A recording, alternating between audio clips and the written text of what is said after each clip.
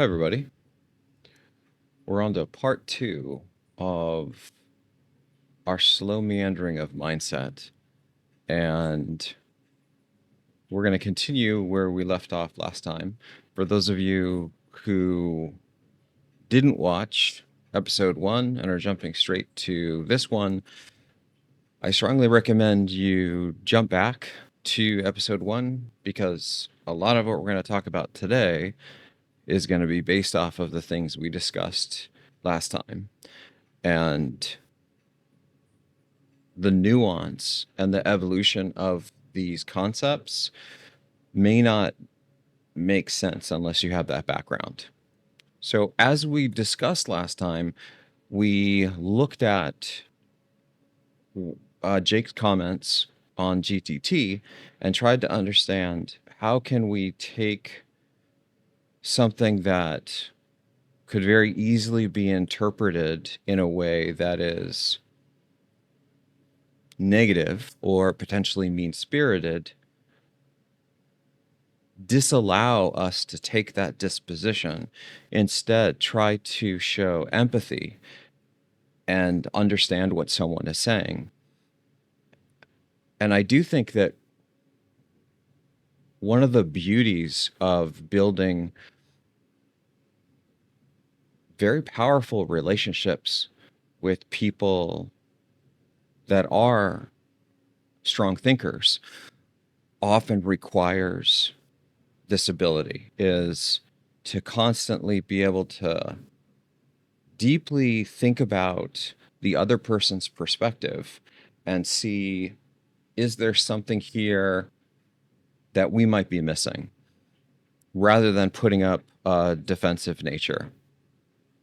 That being said, I want to reverse the take yet again and share with you another layer to sort of this evolving story. And as before, we're going to go very slow and meander. I'm not going to get all these things right.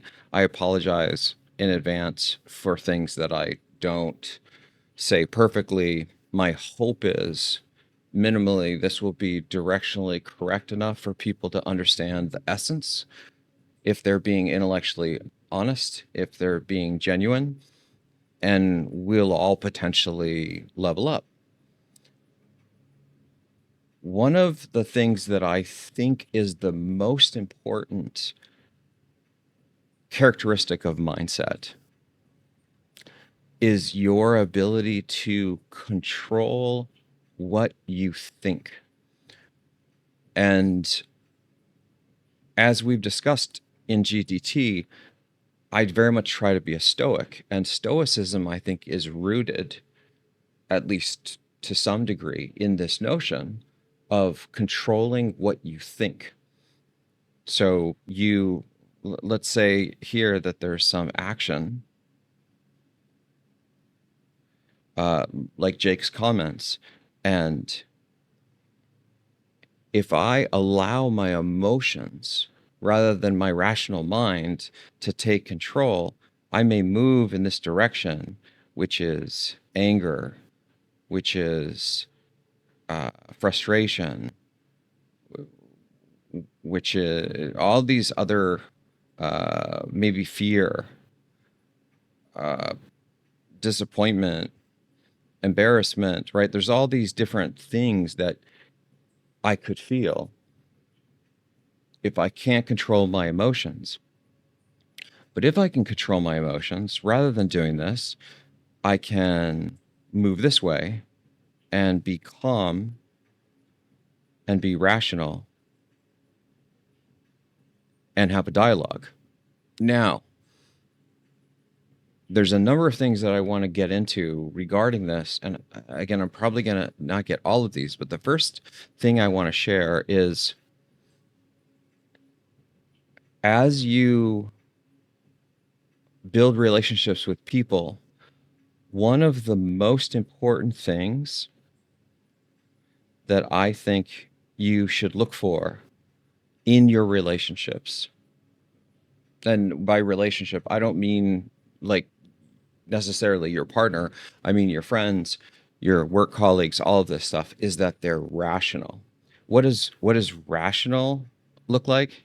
Is that they are logical, that they, potentially are doing the things that we've spoken about, like fostering goodwill,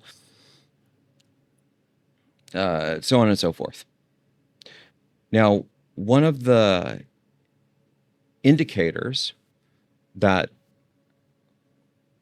Jake was allowing his emotions to control him and his response is that when I gave him a rational response, he wasn't compelled by that. One of my favorite things that Asmongold taught me, or shares constantly, is that you can't reason people out of a position that they didn't reason themselves into. What does this mean? This is rationality. If someone says the sky is orange and you show them the sky and say, well, that's blue, right? And they say, no, it's orange. And you're like, okay, so here's what the color orange is. And they say, yep. And then you say, and then that's not this color, right? And then they say, no. Okay. When you get into deep discussions with people, again, this is not to say that these are bad people. I'm just trying to help you understand how I at least approach these things. This often indicates to me that these people are more driven by subjectivity and their opinion than they are compelled by fact and objectivity. And this is a very important distinction. There are objective realities, there are facts. If those facts didn't exist, if those objective realities didn't exist, this microphone wouldn't record. This video wouldn't record. YouTube wouldn't work. Airplanes would fall out of the sky. All of our financial systems would fail. Power grids, all of this stuff is based off of objective, deterministic reality. It's not, planes don't fly because we pray that they fly. They fly because of understanding things like aerospace engineering. Therefore, in order for people to be rational, they have to be able to minimally possess the ability to know when they are in a subjective, opinion-based space and understand that I could be wrong. This is just my subjective view. This is just my opinion. I'm not saying that this is an objective view that the whole world has to have. I'm not saying that this is a fact that everyone has to marry themselves to. And I think, as the example that I constantly go to is, I'll say things like, an opinion would be C++ is the best programming language. I mean, what's kind of interesting is it is actually my favorite programming language. I don't know that I would say that it's the best, but it is my favorite. But that's an opinion, and that's subjective. Other people can have other opinions. And so if I were to try to assert that this is what everyone should believe, people should be able to look at me and say, you are not a rational person. What you're saying minimally is not rational because it's not based on logic. When you start to interact with people and you start to collect evidence that their views are largely inspired by their emotions, their subjectivity, their opinions, and they refuse to acknowledge certain things that are objective. Like, for example, let's say you have a fight with someone and then you say, look, we had this fight. That's okay. But the reason why I was upset is you had this behavior, and you specifically call out concrete evidence saying you didn't empty the dishwasher. You said you would. And so this is why I'm upset. Should I be upset about you not emptying the dishwasher? Well, maybe not, but that's why. Those are the facts. And then if the person then says, for example, I did empty the dishwasher, even though both of you know as a fact this person didn't, this would be in this space where it's very hard to make any forward progress with people that refuse to be rational. Because then it's just about how people feel. And you're beholden to whatever way the wind is blowing.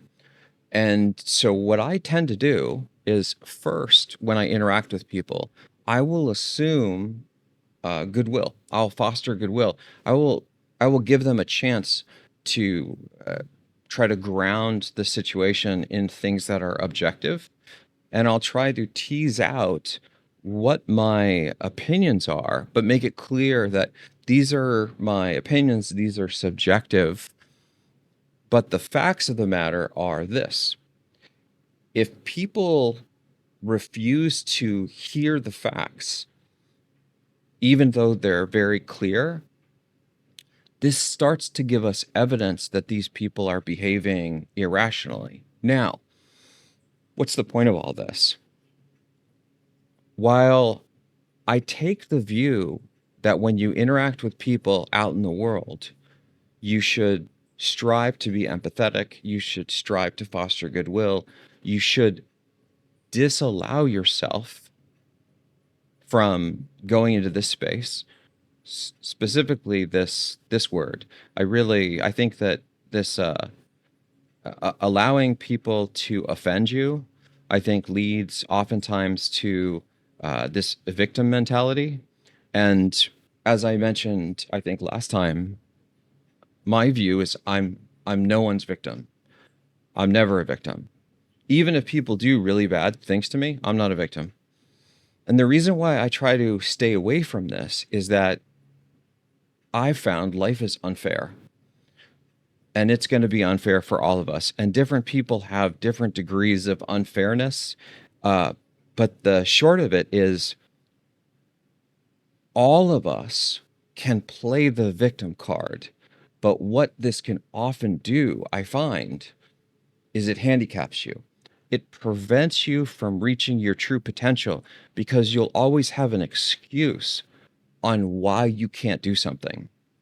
Well, I can't do this because when I was, a kid, I had this incident and I fell off of a bike and I'm traumatized because of it. And so I won't get on a bicycle anymore. I can totally relate to the idea that someone may experience some form of trauma from an incident, but it's a choice. And I'm not trying to be dismissive about this. Everybody's different. And some of these traumatic events are bigger than others. I'm sort of talking about the small ones that we allow ourselves to be beholden to.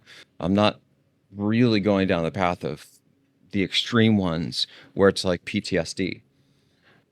But in those smaller cases, or maybe even the mid cases, I view that it's a choice. That there are things that have happened to me in my life that are not super great, but I just refuse to be beholden to them. Uh, like, for example, when I was telling you the story about all of you, the story about how I didn't get nominated for the Best Dissertation Award because it was 5 minutes beyond the deadline. Like, is that fair? I mean, by the letter of the law, it is. But I think most people that are being intellectually honest can look at this and say, well, it's like 5 minutes late. Could you just be somewhat reasonable? It's not like this is uh, some official event that everybody's being timed. However, I refuse to take that route. I take the route of, yep, it was 5 minutes late. He's right to disallow it. And maybe I don't love that, but it is what it is. The reason why I mentioned the victim piece is oftentimes what I find is that people who allow themselves to be offended, and I have a super strong conviction about this. Being offended by something is a choice that you make. You decide to be offended. For example, one of the things that I strive for is I don't allow anyone to offend me. I just choose not to give anyone that much power over me, because if they can offend me, they have the ability to control my emotions. I don't really love that. I think I should be the only one that can control my emotions. And so I don't allow myself to be offended. So when people say things like what Jake said, which I think it's very easy to look at that and say, oh, you should be so offended. Oh, you should be so taken aback. You should be so just like, it's so inappropriate. Why don't you ban him? Why don't you delete the comments? By the way, this is something that is also kind of an amusing aside that Jake might be overlooking, is that if I really was trying to hide anything, I could just delete his comments. I could just ban him. But I don't believe in this. I believe that people should be able to, for the most part, speak their mind, especially in spaces that I'm controlling, like on Nautica or on GTT, or in, at least in a professional way at Merly, and even in my class at the university, because I want people to feel safe. I want people to know that you can say things that I respect you enough to give you the freedom to say what you want to say, even if it disagrees with me. Because I think it's more important for people to feel the safety that they can communicate their thoughts, even if it disagrees with me, than it is to silence people because they don't have the same view. And part of the reason for that is I'm well aware that many of the things that I say on GTT or that I do, they're subjective. They're my opinion. I'm not the knower of all things. I get things wrong all the time, as we've discussed. And oftentimes, by hearing voices of dissent or people sharing things that disagree with me, what I actually find is I learn things. If people only just give me the feedback of everything you're doing is perfect, I love this is awesome, which by the way is fantastic. I mean, I let's not like be disingenuous here. Getting positive feedback, I think, even though I try to avoid relying on external validation, I think that if I'm being intellectually honest, it's nice to hear. I think most of us in our heart of hearts enjoy, or at least don't necessarily need to put up our defense mechanisms if people are saying positive things. However, oftentimes what I find is it's the comments or the feedback where people are saying, listen, you're amazing. And this is something that I think that you can level up on. Or you can use the word but whatever. Okay, so where am I going with all this? Since this is about mindset, there's many different levels to mindset. One of the most important is this one. Not, at least for me, in my opinion, not letting negative self-talk exist. Now, there are many psychological studies that discuss this, and what some of them have found is there are different levels of negative self-talk. There's the one where you say inside of your head something negative, like, oh, I'm overweight, or oh, I'm stupid, or oh, I'll never succeed at something, right? And you're just thinking these things. And that's not, at least according to what some of the studies have shown that I've read, and I'm not citing them here, but feel free to Google this and you'll likely see similar results. But there are layers to this, and this is maybe level 1. Level 2 or level 3, or something that is potentially notably worse, is when you don't just think it, but you say it. So if you have this idea that let's say that you're critical of your ability to do hard things, and let's just pick a hard thing. Let's say calculus. Oh, and by the way, from my view, I think that hard things is in this space over here.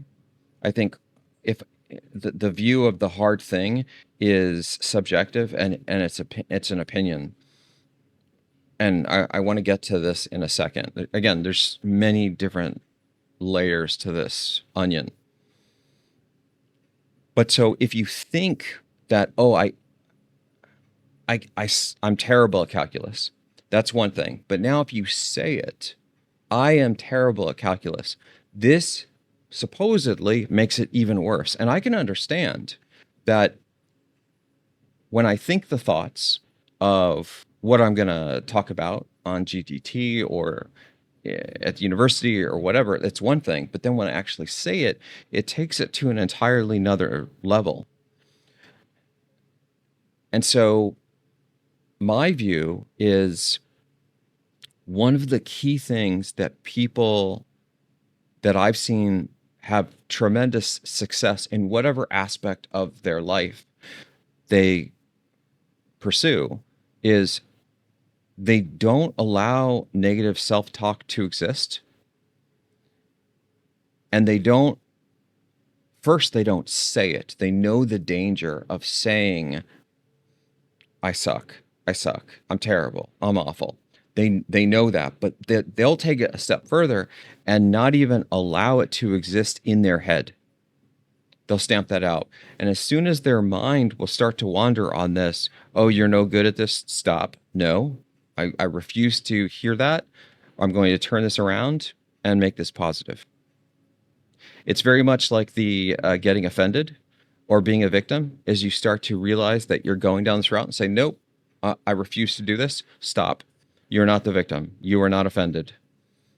Listen to what this person has to say, or look at the data objectively and know that that is what it is. And now what can we do to make it better? What can we do to solve this? Don't spend our time thinking about, oh, all the negative things, all the reason why you won't succeed, how challenging this is, how you've never done this before, all of that. Sure, all those things exist. And they did for everybody, because at one point, everyone had not done something for the first time, and then they had. For example, you can see the first episode of GTT in February, and it's the first time that I did an episode for Goju Tech Talk, and there's lots of things to improve there. And so 500 videos later, I think that it's improving. Is it perfect? No, I'm not striving for perfection. I'm just striving for growth. I'm just striving to put in the reps and try to make it better each time. Okay. So this is the internal piece of have the positive self-talk. This is critical, I think, for mindset. And I think it's super important for your ability to achieve things in life. Is my strong conviction, again, this is an opinion, this is not a fact, but the data that I have indicates that this is a difference maker. You'll see athletes do this, is they will hype themselves up, be like, we got this, man, we're so good, we're awesome, we're rested, we're in the right position. Jim Harbaugh from the LA Chargers, I think, is just one of the best ever. Is he has this phrase of like, "Who's got it better than us?"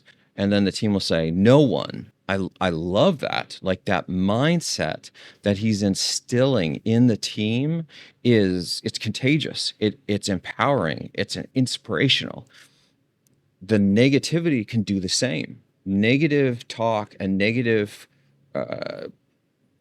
thinking can also be contagious and uninspire people, demotivate them. And so we want to start with ourselves, but now we want to also see what we can do in the world to make sure that that negative talk doesn't come to us.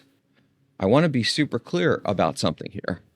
I'm of the mindset that in the world that exists as it is, most of the people in the world, I have no control over. If you're watching GTT, there's a really good chance that I have no control over what you decide to do next. If you leave a positive comment, a negative comment, if you like the video, if you subscribe, if you dislike the video, if you unsubscribe, those are all things that are outside of my sphere of control, my sphere of influence, as we're looking at here. Therefore,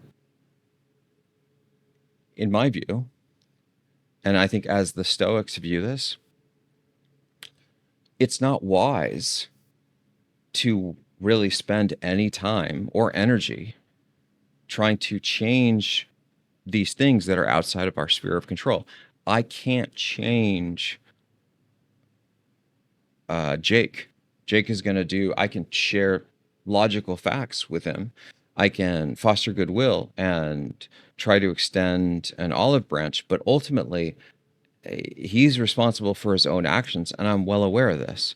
And so the negativity that is going to exist in the world, you likely are going to have to deal with because the world's unfair. And again, you can choose to be a victim and get offended, or you can say, look, nope, it's out of my sphere of control. I can't control this. This is the way life is. And so I'm not going to really spend any energy on this. But here's the rub. Not all people are outside of your sphere of control.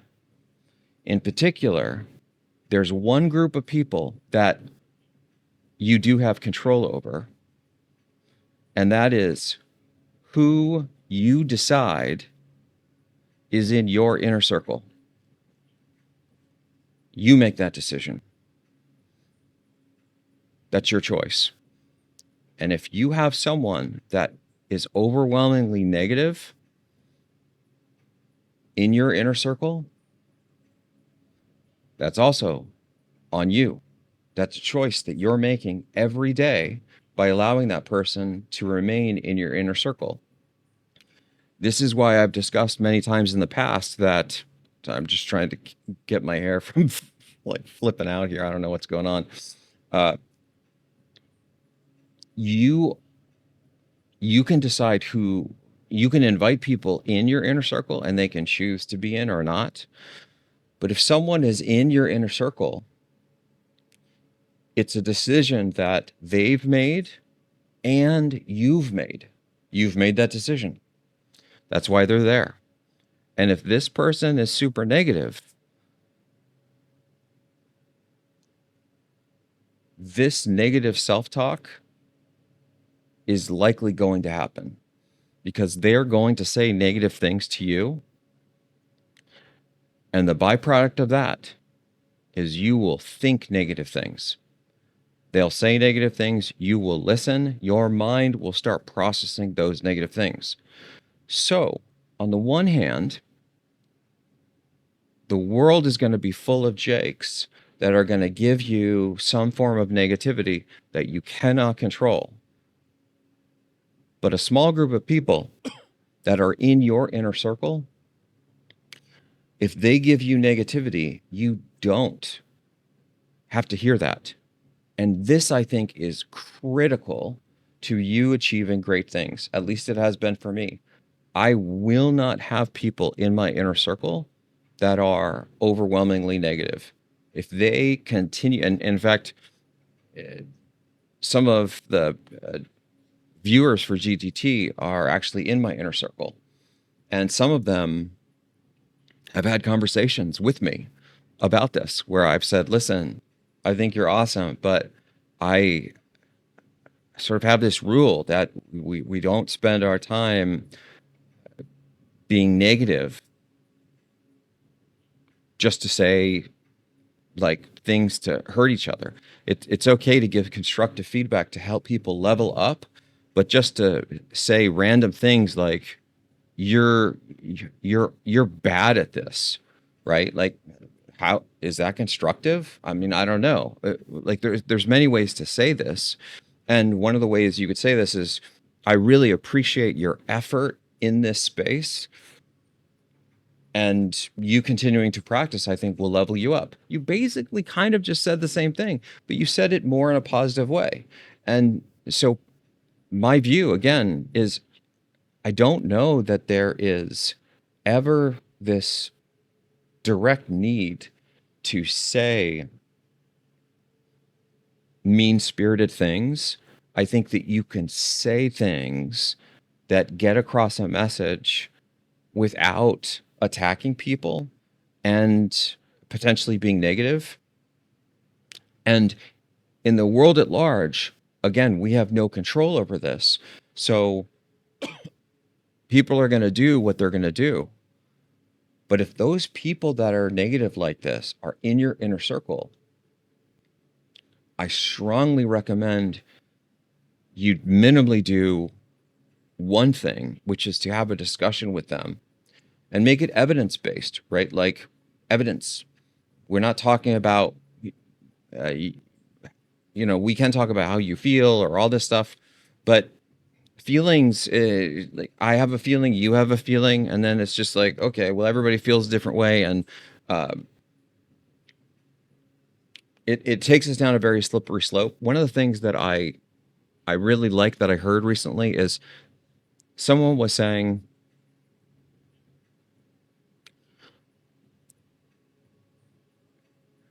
I think what his comment was, it was something like this: no one can disagree with you about the feelings that you have. However, they can potentially disagree with you on whether or not those feelings are valid. I like this. I like this quite a bit, in that it basically says, I'm not saying that if you're saying that you're angry, I'm not saying that uh, you're not angry. Only you know if you're angry or not. What I'm saying is, I don't know that that necessarily is valid, or I don't know that that necessarily is the right decision to make. Because again, in some way, especially if you think about the Stoics, when you feel a quick emotional response to something, that may be a reactionary sort of reptile brain, something type 1 thinking that you may not have control over. But if you continue to propagate that feeling and lean into it, that's a choice. That is a decision. Again, I'm not trying to pick on Jake, but I want to use his example. When I first saw his comment, yeah, I didn't love it.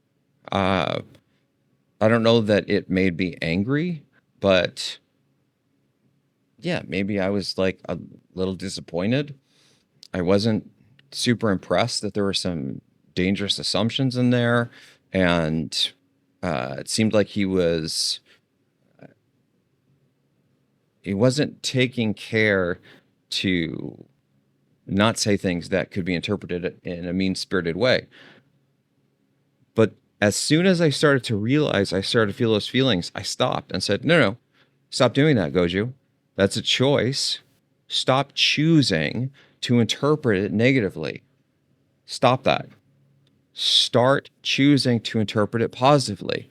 Someone is engaging, and that's great, because engagement is someone giving you their time And when people give you their time, ultimately, believe it or not, like, I think, again, this is sort of just an objective thing that I think this is not, this is more in this space of objectivity, not subjectivity, is that if people give you their time, even if they say really mean things, the ultimate underlying view of this, and this is my strong conviction, is that they care. Because if they didn't care, they would have apathy. And apathy means I'm not going to give you any time at all. This could happen right in front of me and be like, don't care. Keep moving. I'm not going to comment. I'm not going to give you my time. I'm not going to give you anything. So what I do in my head is I stop thinking this thought and then I switch and say, no, let's look at the good thing, right? Now, when we go back to the inner circle and we start to think about the negativity, if you have people in your inner circle and they're constantly feeding you negative things, more likely than not, this is going to affect you, and it's going to affect you in a negative way. So minimally, what I would recommend, and this is what I do personally, is I have a conversation. I have a conversation and I let the person say that, hey, I think you're amazing. I love hanging out with you. I love spending time with you, but I don't love some of the negativity that you're bringing. And I want to give you some examples of what I'm talking about so you understand this is based on fact. This isn't my feeling. I'm not feeling like when someone is saying or doing negative things, this is not necessarily like a feeling. I mean, it could be interpreted, but you can observe this and say, you said this thing, that is a fact. Could you stop that behavior? Notice, though, that in these cases with examples and evidence, you are disassociating. And I think this is really important, is it's a disassociation of the person from their actions. I think people can genuinely be very good and they can just have great intentions, be good natured, and you can think all kinds of positive thoughts about the person constantly. But you can still be critical of their actions. Their actions are not them. For example, if I make a mistake on GTT, does that mean that I'm an awful person?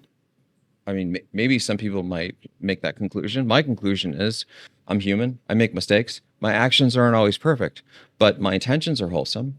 And so when I have these discussions, what I try to do is I try to separate out the actions from the person. I'm not saying that the person is negative. I'm saying that their actions are negative, and I would like them to stop the actions. It's the behavior that we focus on. And that's super important because people's intentions can be really positive, and they may not even be aware that their actions are negative. I actually see this in many of the folks that I mentor. In fact, I'm mentoring a few people right now that try to level themselves up and sharing with them some examples of like, well, this word or the way that you phrase this, you use a very strong claim here and it was negative. Do you see how people could interpret this as like very biting or opinionated rather than using weak claims and still sharing your view and being critical of something, but saying it in a way that is not so negative?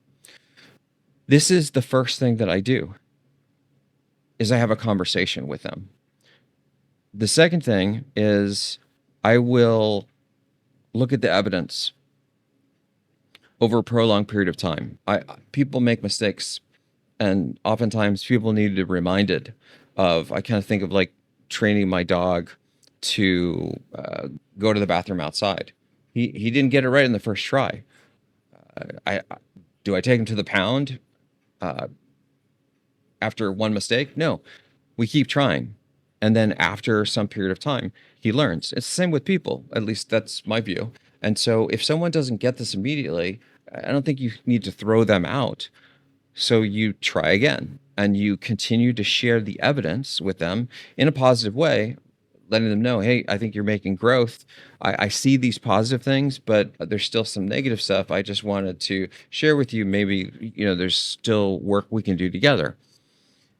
And then my hope is that they level themselves up and then that negativity goes away. If it doesn't, then after some period of time, and I think that this period of time is different for everybody. Some people take years to make these decisions. I think it depends on how long you've had the relationship with the person. There's a number of factors, but ultimately, if you are not seeing the improvement that you feel is necessary, then I believe that the responsibility then lies on you to make a change in your inner circle. I want to give you the trolley example to show what I mean about this, because oftentimes people will say things like, I can't remove this person from my, spell trolley with an E here, or, okay, cool. So I don't know how to spell the word trolley. Let's say, I think I can spell train. There we go. Train. Okay. Now, in this example, the train is on this tracks and it's going to hit this group of people. There are people here. Or maybe there's like one person. I can't quite remember.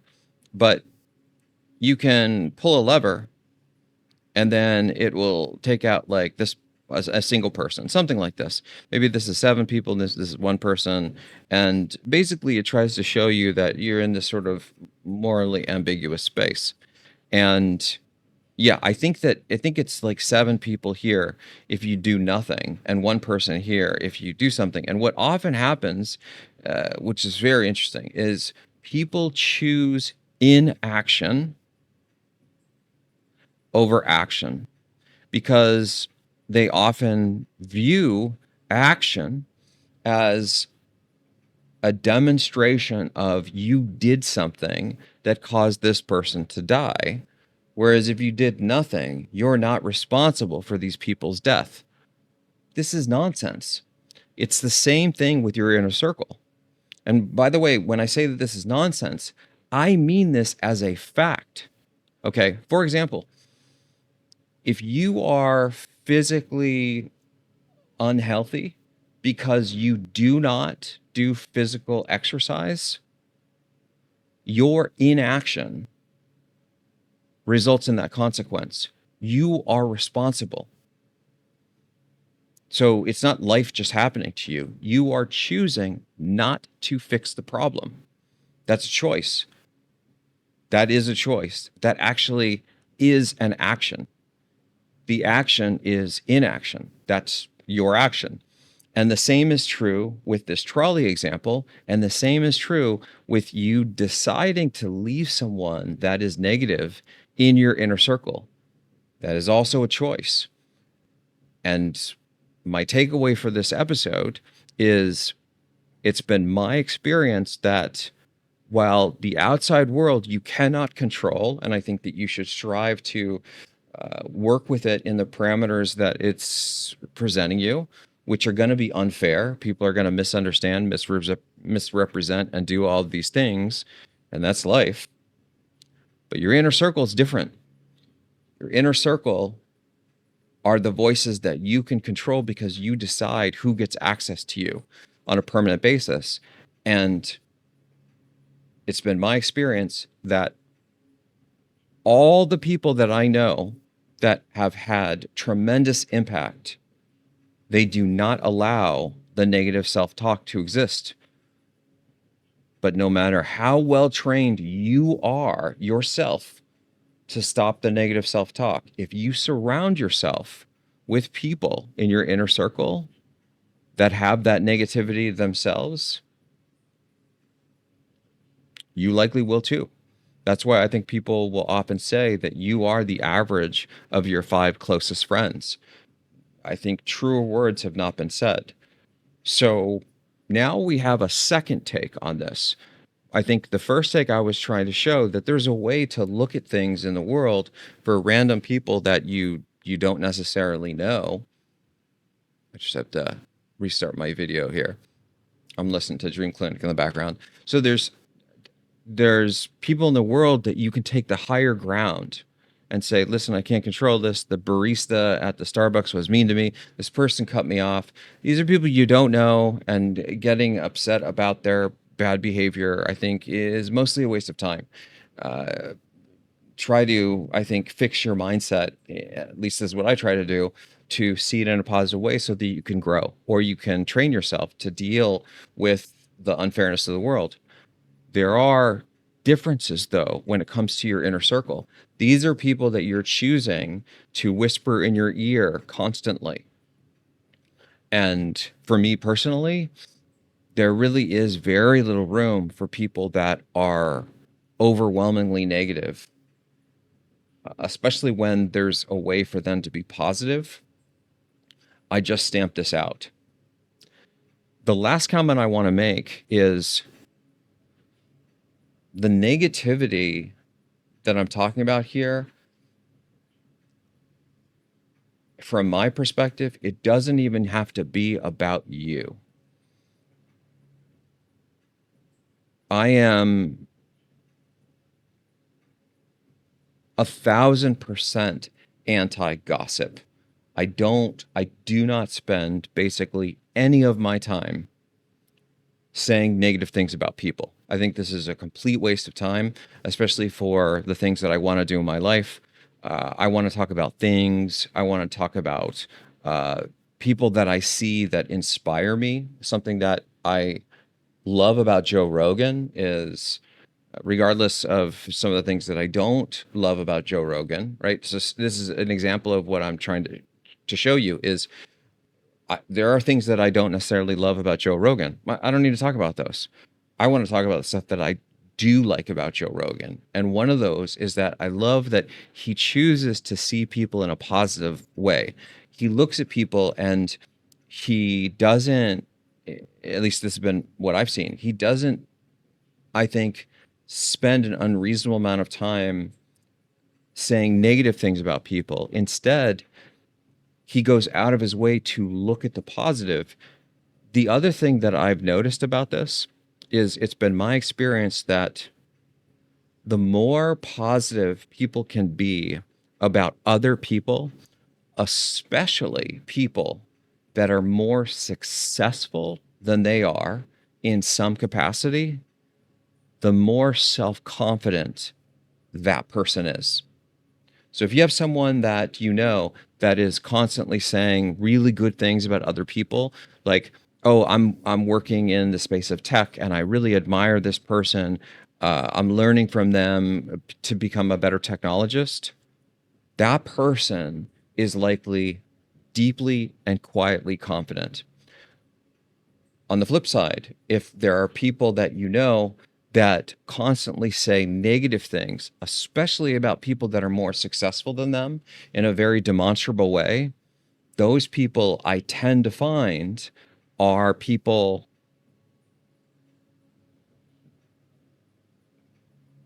they may have some things to work out. They may have a lot of self-esteem issues. They may have insecurities, because confident people are not threatened by other people's success. They don't care. They love it. It doesn't take away anything from them. The fact that Morris Herlihy has won all these awards that I haven't, I'm not threatened by that. I love that. That gives me something to aspire to. Same thing with Alex Aiken and other folks that I look up to and think, wow, this is an amazing individual. Like you're a hero for me in that I'm just so impressed, right? Like there's many people I can think of in my head that I feel this way. I also know a lot of people that have low self-esteem. That, again, what I find is in order for themselves to feel good inside, it's like they have to bring other people down because ultimately they actually think kind of lowly about themselves. This is not the way to get you to think better about yourself. In my mind, the way to make you think better about yourself is be introspective, understand what it is that you feel you are weak in, and grow and learn in those areas, become better.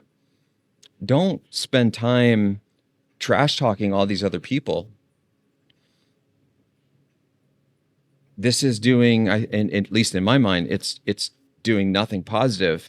And if anything, I think ultimately what it is doing is the people that are very quietly confident, the people that are super positive, they're likely to get very jaded by this behavior, and they're likely to excommunicate you from their inner circle.